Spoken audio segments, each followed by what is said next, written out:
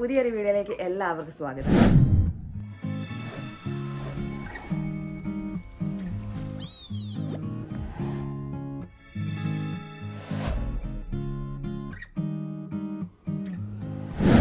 ഇന്ന് 2024 ഒക്ടോബർ 4 ഈ കഴിഞ്ഞ ദിവസം IRCC കാനഡയിലേക്ക് ഇനി സ്റ്റുഡൻസ് വരുന്നതിനെ സംബന്ധിച്ചും അതിനുശേഷമുള്ള പോസ്റ്റ് ഗ്രാജുവേറ്റ് വർക്ക് പെർമിറ്റിനെ സംബന്ധിതമായിട്ടും ഒക്കെ ഒരു അപ്ഡേറ്റ് തന്നിട്ടുണ്ടായിരുന്നു. അപ്പോൾ ഇന്ന് അവർ ഇതിൽ നിന്ന്, അതായത് students post graduate work permit apply ചെയ്യുന്നതിനെ സംബന്ധിതമായിട്ട് കഴിഞ്ഞ ആഴ്ചയിൽ കൊടുത്തിരുന്ന അപ്ഡേറ്റിനെ കുറച്ചും കൂടെ ക്ലാരിറ്റിയോട് കൂടി നമുക്ക് പറഞ്ഞു തന്നിട്ടുണ്ട്. അപ്പോൾ അതെന്തൊക്കെയാണ് എന്നുള്ളതാണ് ഇന്ന് നമ്മൾ ഈ വീഡിയോയിൽ പറയുന്നത്. അതിനു മുമ്പ് കഴിഞ്ഞ വീഡിയോ നിങ്ങൾ കണ്ടിട്ടില്ല എന്നുണ്ടെങ്കിൽ അതിന്റെ ലിങ്ക് ഡിസ്ക്രിപ്ഷൻ ബോക്സിൽ കൊടുത്തിട്ടുണ്ട്, അതുപോലെ തന്നെ മേളിൽ പിൻ ചെയ്തിട്ട് ഇട്ടേക്കാം. അപ്പോൾ നിങ്ങൾ എല്ലാവരും ആ വീഡിയോ ആദ്യം തന്നെ കാണുക, എങ്കിലേ കൂടുതൽ നമുക്ക് എന്താണ് കറക്റ്റ് അപ്ഡേറ്റ് എന്നുള്ള കാര്യം മനസ്സിലാക്കാൻ പറ്റത്തുള്ളൂ. അപ്പോൾ നമുക്ക് എന്തായാലും വീഡിയോയിലേക്ക് കിടക്കാം. ഇതിനകത്ത് പ്രധാനമായിട്ടും ഒരൊറ്റ കാര്യമേ പറഞ്ഞിട്ടുള്ളൂ, പോസ്റ്റ് ഗ്രാജുവേറ്റ് വർക്ക് പെർമിറ്റിന് അപ്ലൈ ചെയ്യുമ്പോൾ എന്തൊക്കെയാണ് കണ്ടീഷൻസ്. അതായത് സ്റ്റുഡൻസ് 1 ഇയർ അല്ലെങ്കിൽ 2 ഇയേഴ്സ് സ്റ്റഡി പഠനത്തിന് ശേഷം വർക്ക് പെർമിറ്റിന് അപ്ലൈ ചെയ്യുമ്പോഴുള്ള കണ്ടീഷനുകളാണ് പറഞ്ഞിരിക്കുന്നത്. ഇതിന് ഇവർ ഡെഡ് ലൈൻ ആയിട്ട് പറഞ്ഞിരിക്കുന്നത്, അതായത് എല്ലാത്തിനും ഒരു ടൈം പീരീഡ് പറഞ്ഞിട്ടുണ്ട്. അതായത് നവംബർ 2024 ശേഷവും മുമ്പിലും ഉള്ള ആപ്ലിക്കൻസിനെ ബേസ് ചെയ്തിട്ടാണ് ഇവർ ഇതിനെല്ലാം അപ്ഡേറ്റ് പറഞ്ഞിരിക്കുന്നത്.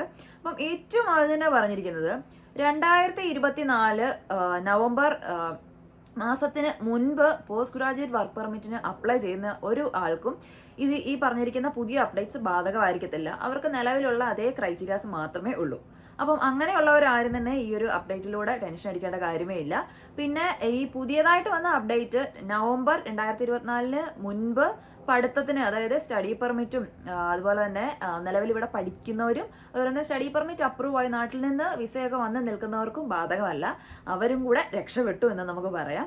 അപ്പോൾ ഇതിനകത്ത് ഏറ്റവും ആദ്യമായിട്ട് പറഞ്ഞിരിക്കുന്നത്, കാനഡയിലേക്ക് പഠനത്തിനായി വരുന്ന കുട്ടികൾ ഉറപ്പായിട്ടും PGWP അഥവാ പോസ്റ്റ് ഗ്രാജുവേറ്റ് വർക്ക് പെർമിറ്റിന് എലിജിബിൾ ആയിട്ടുള്ള ഒരു ഇൻസ്റ്റിറ്റ്യൂഷനിൽ തന്നെ പഠിച്ചിരിക്കണം. അതായത് DLI ലിസ്റ്റിൽ കൊടുത്തിരിക്കുന്ന ഒരു ഇൻസ്റ്റിറ്റ്യൂഷനിൽ തന്നെ പഠിച്ചിരിക്കണം. രണ്ടാമതായിട്ട് പറഞ്ഞിരിക്കുന്നത്, ഈ 2024 നവംബറിന് മുൻപ് അപ്ലൈ ചെയ്യുന്ന കുട്ടികൾക്കൊന്നും, അതായത് post graduate work permit apply ചെയ്യുന്ന കുട്ടികൾക്കൊന്നും തന്നെ ഇത് ബാധകമല്ല എന്നുള്ളതാണ്. മൂന്നാമതായിട്ട് പറഞ്ഞിരിക്കുന്നത്, PGWP എലിജിബിൾ ആയിട്ടുള്ള ഒരു ഫ്ലൈറ്റ് സ്കൂളിൽ നിന്നാണ് നമ്മൾ ഗ്രാജുവേറ്റ് ആകുന്നതെന്നുണ്ടെങ്കിൽ ഈ പുതിയ അപ്ഡേറ്റ് ഇവർക്കും ബാധകമായിരിക്കത്തില്ല എന്നുള്ളതാണ് മൂന്നാമതായിട്ട് പറഞ്ഞിരിക്കുന്ന കാര്യങ്ങൾ. ഇനി ഇതിനെ കുറച്ചും കൂടെ ഇലാബറേറ്റ് ചെയ്ത് 2 സെക്ഷനായിട്ട് പറഞ്ഞിരിക്കുകയാണ്. അതായത് 2024 നവംബറിന് മുൻപ് സ്റ്റഡി പെർമിറ്റ് ഉള്ള കുട്ടികൾക്കും 2024 നവംബറിന് ശേഷം കാനഡയിലേക്ക് വരിക അതുപോലെ തന്നെ സ്റ്റഡി പെർമിറ്റിന് അപ്ലൈ ചെയ്യുകയും ഒക്കെ ചെയ്യുന്ന കുട്ടികൾക്ക് വേണ്ടിയിട്ടുള്ള രണ്ടാമത്തെ സെക്ഷൻ. അപ്പം ഏറ്റവും ആദ്യത്തെ സെക്ഷൻ തന്നെ ഞാൻ ഡിസ്ക്രൈബ് ചെയ്ത് പറയാം.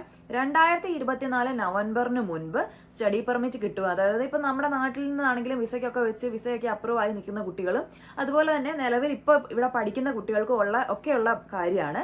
ഇവർക്ക് ആകെ കൂടെ ഒരു ഒറ്റ കണ്ടീഷനേ ഉള്ളൂ. അത് വളരെ സിമ്പിളാണ്, നമ്മൾ ലാംഗ്വേജ് റിക്വയർമെന്റ് മീറ്റ് ചെയ്യുക എന്നുള്ളത്. അത് നമ്മൾ നാട്ടിൽ നിന്ന് ഇങ്ങോട്ട് സ്റ്റുഡൻ്റ് ആയിട്ട് വന്നപ്പോഴും നമ്മൾ ചെയ്ത കാര്യമാണ്, ഇവിടെ വരുമ്പോഴും അത് ചെയ്യണം. അതായത് PGWPക്ക് അപ്ലൈ ചെയ്യുമ്പോഴും ആ ഒരു കണ്ടീഷൻ ഇപ്പം നിലവിലുണ്ട് എന്നുള്ള ഒരു ഒറ്റ ടെൻഷനേ ഉള്ളൂ. അപ്പം നമ്മൾ നേരത്തെ പേടിച്ചിരുന്ന അത്രയും വലിയ പൊല്ലാപ്പുകളൊന്നും തന്നെ ഇല്ല ഇവിടെ പഠിക്കുന്ന കുട്ടികൾക്കും ഇപ്പം നാട്ടിൽ നിന്ന് വരാനിരിക്കുന്ന കുട്ടികൾക്കും. അപ്പം ഇതിന്റെ കണ്ടീഷൻ നമ്മൾ നേരത്തെ പറഞ്ഞിരുന്ന പോലെ തന്നെ യൂണിവേഴ്സിറ്റിയിൽ നിന്ന് ഗ്രാജുവേറ്റ് ആവുന്ന കുട്ടികൾക്ക് ക്ലബ് 7ഉം അതുപോലെ തന്നെ സാധാരണ കോളേജിൽ നിന്ന് ഗ്രാജുവേറ്റ് ആവുന്ന കുട്ടികൾക്ക് ക്ലബ് 5ഉമാണ് സ്കോർ വേണ്ടത്. ഇത് നമുക്ക് എല്ലാവർക്കും വളരെയധികം നേടിയെടുക്കാൻ പറ്റുന്ന ഒരു സ്കോർ തന്നെയാണ്. അതോർത്ത് ആരും തന്നെ ടെൻഷൻ അടിക്കേണ്ട. നമ്മൾ പറഞ്ഞിട്ടുണ്ട് സെൽഫ് ഇപ്പോൾ വളരെ സിമ്പിളായിട്ട് നമുക്ക് എഴുതിയെടുക്കാൻ പറ്റുന്ന ഒരു എക്സാം ആണെന്ന്. അതിന്റെ ലിങ്കും നമ്മൾ ഡിസ്ക്രിപ്ഷൻ ബോക്സ് കൊടുത്തിട്ടുണ്ട്. നമ്മളത് പറഞ്ഞിട്ടുണ്ടായിരുന്നു എങ്ങനെയുണ്ടായിരുന്നു ആ എക്സാം. ഞങ്ങൾ ഓൾറെഡി അത് പ്രിപ്പയർ ചെയ്തിരുന്നതാണ്, എളുപ്പമാണ് എന്നുള്ള കാര്യമൊക്കെ നമ്മൾ പറഞ്ഞിട്ടുണ്ടായിരുന്നു. അപ്പോൾ അത് കാണാത്തവർ അത് കയറി കാണുക.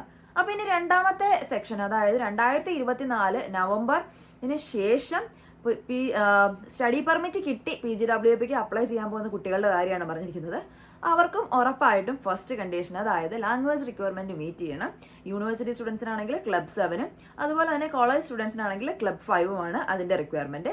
ഇനി രണ്ടാമതായിട്ട് പറഞ്ഞിരിക്കുന്ന കണ്ടീഷൻ എന്ന് പറഞ്ഞാൽ, നമ്മൾ എടുക്കുന്ന കോഴ്സ് താഴെ പറഞ്ഞിരിക്കുന്ന കുറച്ച് ഫീൽഡുകളിൽ ഉള്ളതായിരിക്കണം. ആ താഴെ പറഞ്ഞിരിക്കുന്ന ഫീൽഡുകൾ കാനഡയിലെ എപ്പോഴും ലേബർ ഷോർട്ടേജുകൾ അനുഭവിക്കുന്ന ഫീൽഡുകളാണ്. അതുകൊണ്ടാണ് ഇവർ ഇതിനെ മാത്രം സെലക്ട് ചെയ്തിരിക്കുന്നത്. അതിൽ നിന്ന് കുട്ടികൾ പഠിക്കുകയും ആ ഒരു സ്റ്റുഡൻസ് പഠിച്ച് വർക്ക് പെർമിറ്റിന് അപ്ലൈ ചെയ്യുമ്പോൾ ആ ഫീൽഡിലുള്ള ജോലികൾ കിട്ടുന്ന കുട്ടികൾക്ക് മാത്രമേ അപ്ലൈ ചെയ്യാൻ പറ്റത്തുള്ളൂ. അതായത് ആ ഫീൽഡിൽ പഠിച്ചിരിക്കണം എന്നുള്ളത് നിർബന്ധമായിട്ട് ഇവർ പറഞ്ഞിട്ടുണ്ട്. അപ്പൊ അത് ഏതൊക്കെയാണ് ഫീൽഡുകൾ എന്നുള്ളത് നമ്മൾ ഇതാ ഇവിടെ കൊടുത്തിട്ടുണ്ട്. അത് പറഞ്ഞിരിക്കുന്നത് agriculture and agri food, health care, STEM അതായത് science, technology, engineering and mathematics, trade and transport. ഈ 5 കാറ്റഗറിയിലുള്ള അല്ലെങ്കിൽ ഈ 5 ഫീൽഡുകളിൽ പറഞ്ഞിരിക്കുന്ന കോഴ്സുകൾ എടുത്ത കുട്ടികൾക്ക് മാത്രമേ പോസ്റ്റ് ഗ്രാജുവേറ്റ് വർക്ക് പെർമിറ്റിന് അപ്ലൈ ചെയ്യാൻ സാധിക്കുകയുള്ളൂ. അപ്പോൾ നമ്മൾ ഇനി കാനഡയിലേക്ക്, അതായത് നവംബറിന് ശേഷം അപ്ലൈ ചെയ്യാൻ പോകുന്ന എല്ലാ കുട്ടികളും ശ്രദ്ധിക്കുക, ഈ പറഞ്ഞിരിക്കുന്ന ഫീൽഡുകളിൽ മാത്രമേ അപ്ലൈ ചെയ്യാവുള്ളൂ. ഇനി നിങ്ങൾക്ക് അതിൽ ഏതൊക്കെ നിങ്ങളുടെ കോഴ്സ് ഇതിനകത്ത് ഇൻക്ലൂഡ് ആവുമോ അല്ലെങ്കിൽ ഏതൊക്കെ കോഴ്സാണ് ഇതിന് പറ്റുന്നത് എന്നുള്ളത് നമ്മൾ അതിൻ്റെ ലിങ്ക് നമ്മൾ ഡിസ്ക്രിപ്ഷനിൽ കൊടുത്തിരിക്കാം. അപ്പോൾ നിങ്ങൾ ഈ ലിങ്കിൽ കയറിയതിന് ശേഷം നിങ്ങൾക്ക് ഏറ്റവും താഴെ സ്ക്രോൾ ചെയ്ത് വരുമ്പോഴത്തേക്കും ഓരോ ഫീൽഡുകളായിട്ട് ഇവർ പറഞ്ഞിട്ടുണ്ട്.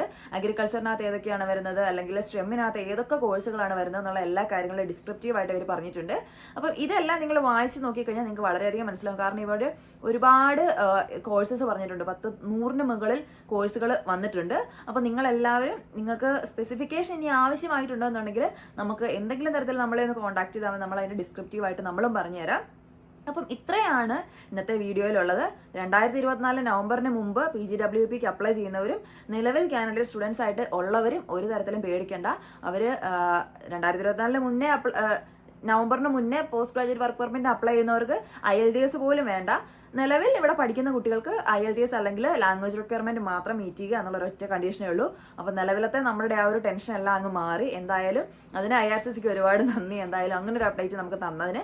കഴിഞ്ഞ വീഡിയോയിൽ നമുക്ക് കറക്റ്റായിട്ടും ക്ലാരിഫിക്കേഷനോട് കൂടിയുള്ള വീഡിയോ ആയിരുന്നില്ല, കാരണം IRCCയുടെ അപ്ഡേറ്റും നമുക്ക് ക്ലിയർ ആവുന്ന തരത്തിലുള്ള ഒരു അപ്ഡേറ്റ് ആയിരുന്നില്ല. എന്തായാലും ഇപ്പോൾ വീഡിയോ ക്ലിയർ ആയി. അപ്പോൾ നിങ്ങൾക്ക് ഈ പറഞ്ഞിരിക്കുന്ന കാര്യങ്ങളൊക്കെ മനസ്സിലായി എന്ന് വിചാരിക്കുന്നു. എന്തെങ്കിലും ഡൗട്ട് ഉണ്ടോ എന്നുണ്ടെങ്കിൽ നിങ്ങൾക്ക് കമന്റ് ബോക്സിലൂടെയോ അല്ലെങ്കിൽ ഇൻസ്റ്റാഗ്രാമിലൂടെ, ഫേസ്ബുക്കിലൂടെ, ഇമെയിലിലൂടെ ഒക്കെ നമ്മളെ കോൺടാക്ട് ചെയ്യാവുന്നതാണ്. ഇനിയും വീഡിയോസ് കാണാത്തവർ എല്ലാ വീഡിയോയും കാണുക, നമ്മളുടെ ചാനൽ സബ്സ്ക്രൈബ് ചെയ്യുക, നമുക്ക് സപ്പോർട്ട് ചെയ്യുക. അപ്പം മറ്റൊരു വീഡിയോ കാണുന്നവരെല്ലാവർക്കും ബൈ.